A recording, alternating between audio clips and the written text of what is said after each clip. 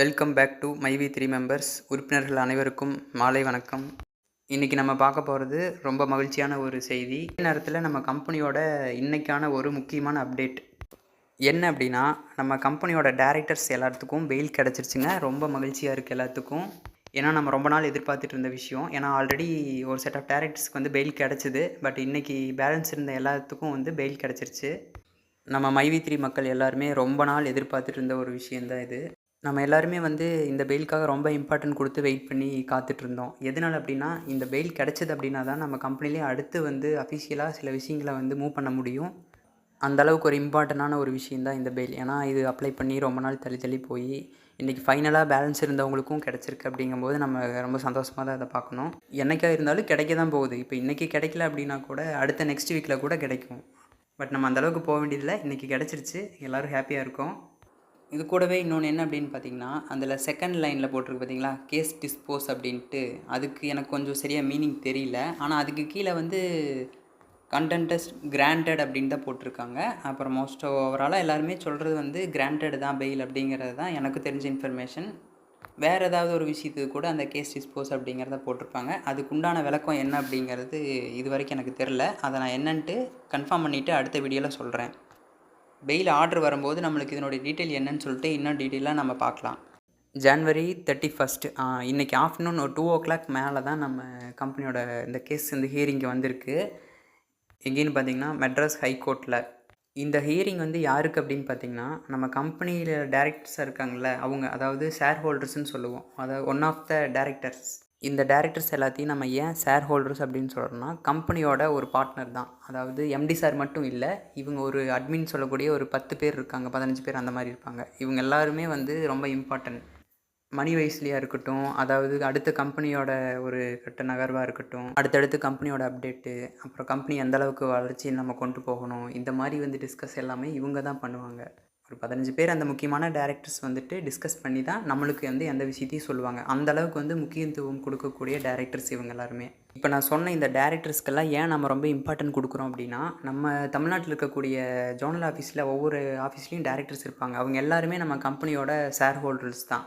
அதாவது one of the டைரக்டர்னு நம்ம சொல்லுவோம். அந்த அளவுக்கு இம்பார்ட்டன்டானவங்க. இப்போ வந்து ஒரு எக்ஸாம்பிளுக்கு நம்ம சிஎம்க்கு வந்து பர்ச்சேஸ் பண்ணுறோம் இல்லைங்க, அது வந்துட்டு இந்த டைரக்டர்ஸோட அவர்களோட அக்கௌண்ட் மூலிமா தான் அமௌண்ட் ப்ராசஸ் நடக்கும். அதாவது நம்ம பர்ச்சேஸ் பண்ண கொடுத்த அமௌண்ட் ஆகட்டும், இல்லை நம்மளுக்கு சேல்ரி போடுறது எல்லாமே வந்துட்டு இன்புட் அவுட்புட் வந்து அந்தந்த ஜோனல் ஆஃபீஸில் இருக்கக்கூடிய இம்பார்ட்டன்ட் டைரக்டர்ஸ் தான் வந்து ஆக்சஸ் பண்ணுவாங்க.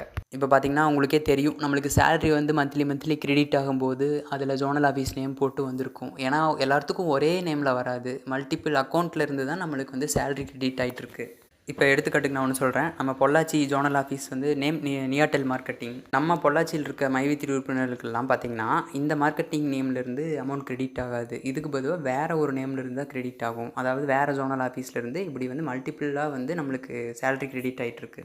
எடுத்துக்காட்டுக்கு ஒன்று சொல்கிறேன். பிசோனா மார்க்கெட்டிங் அப்படின்னு நம்ம சொல்லுவோம். இது வந்து திருச்சியோ இல்லை தஞ்சாவூரோன்னு நினைக்கிறேன். அந்த ஜோனல் ஆஃபீஸோட மார்க்கெட்டிங் நேம்லேருந்து பொள்ளாச்சியில் இருக்கிறவங்க, கோயம்புத்தூரில் இருக்கிறவங்க, திருப்பூரில் இருக்கிறவங்க, இப்படி யாருக்கு வேணாலும் வந்து கிரெடிட் ஆகலாம். இப்போ இதெல்லாம் ஏன் சொல்கிறேன் அப்படின்னா, இப்படி ஒவ்வொரு முக்கியமான வந்து அவங்கெல்லாம் வந்து டைரக்டர்ஸாக இருக்கும்போது, அவங்களோட ஆக்சஸ் பர்மிஷன் இல்லாமல் எந்த ஒரு சேலரி போடுறதோ, எந்த ஒரு இதுவும் பண்ண முடியாது. ஸோ அதனால தான் இவ்வளோ இம்பார்ட்டன்ட் கொடுத்துட்டு அவங்களுக்கெல்லாம் பெயிலில் வந்து வெளியே வர்றதுக்கு ட்ரை பண்ணிகிட்டு இருந்து எல்லாமே சக்ஸஸாக எல்லாத்துக்கும் பெயில் கிடச்சி முடிச்சிருச்சு. இதனால தான் இவங்கள வந்து ஷேர் ஹோல்டர்ஸ் டைரக்டர்ஸ் அப்படின்னு நம்ம சொல்கிறோம். ஃபஸ்ட்டு அதை எல்லோரும் தெரிஞ்சுக்குங்க. சரி, டைரக்டர்ஸ்க்கெலாம் பெயில் கிடச்சிருச்சு, அடுத்து பேமெண்ட் எப்போ அப்படின்னு கேட்காதீங்க. ஏன்னா இதே மாதிரி இன்னொரு ப்ராசஸ் இருக்குது. அதுதான் ஆர்ஓபி, ரிட்டர்ன் ஆஃப் ப்ராப்பர்ட்டி போட்டு அதை எடுத்ததுக்கப்புறம் தான் ஸ்டார்ட் பண்ணுவாங்க. அடுத்து அந்த ஒரு விஷயம் மட்டும்தான் பேலன்ஸ் இருக்குது. அதை பண்ணி முடிச்சிட்டாங்கன்னா நம்ம கம்பெனி ஸ்டார்ட் பண்ண ஆரம்பிச்சிருவாங்க. இவ்வளோ நாளாக ரிட்டர்ன் ஆஃப் ப்ராப்பர்ட்டி போடலையா அப்படின்னு கேட்காதீங்க. பெயில் கிடச்சா தான் போட முடியும். இப்போ கிடச்சிருச்சு, இனி அதுக்கு அடுத்து உண்டான முயற்சிகள் என்னவோ அதை கண்டிப்பாக கம்பெனி சைட்லேருந்து பண்ணிகிட்ருப்பாங்க. அதிகபட்சமாக ஒரு 20 டேஸ் எடுத்துக்கலாம். அதுக்குள்ளே கூட எப்போ வேணாலும் கிடைக்கலாம் வாய்ப்பு இருக்குது. ஒரு 15-20 டேஸ்க்கு அப்புறம் ரிட்டர்ன் ஆஃப் ப்ராப்பர்ட்டி கைக்கு கிடைக்கும். கிடைச்சதுக்கப்புறம் தான் நம்ம சார் வந்து பேசுவார். எம்டி ஃபோரம் அஃபிஷியல் சேனலில் கண்டிப்பாக சொல்லுவார் என்ன அப்படிங்கிறத. அது வரைக்கும் அனைவருமே பொறுமையோடு இருப்போம். இப்போ பார்த்திங்கன்னா ஒரு 10 டேஸ் தான். அதுக்கப்புறம் நம்மளுக்கு என்ன ஒரு நியூஸ் அப்படிங்கிறது தெரிய வரும். நிறைய பேர் கேட்டிருந்தீங்க இது எங்கே அப்ளை பண்ணுவாங்க அப்படின்ட்டு.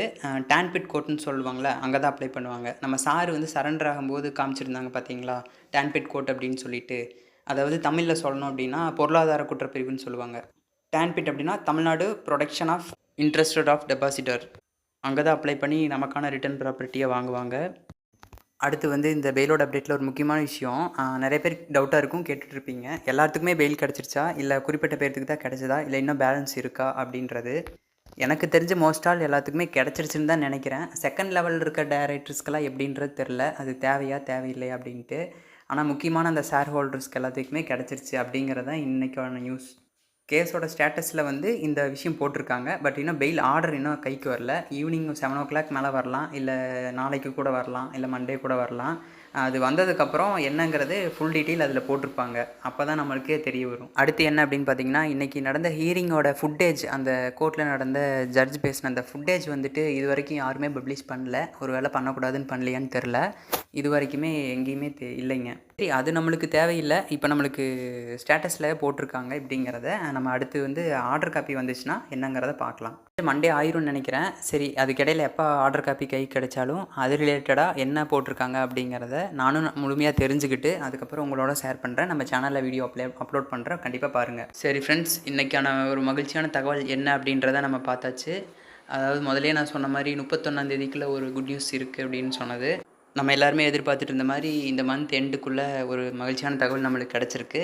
இனி அடுத்தடுத்த விஷயங்கள் எல்லாமே நமக்கு சாதகமாக தான் நடக்கும்.